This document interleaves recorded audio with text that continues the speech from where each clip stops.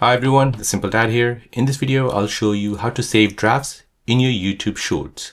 So if you're creating a YouTube Short and you want to save that draft, then let me show you how to do this. So first, go ahead and open up the YouTube app. Next, tap on the plus sign. Here, we'll go ahead and just upload a video. So we'll take a video from our gallery. Now let's say, for example, I want to save this short as a draft. So I'll go ahead and tap on the X. And now here I'll have the option to save as a draft. So I'll tap on save as draft. And now that draft has been saved on my YouTube app. To access that draft, I can go ahead and tap on the plus sign. And then at the bottom right, you'll see drafts. Tap on it and you'll see all the drafts that you've created. So there you go, guys. That is how to create a draft and how to access it.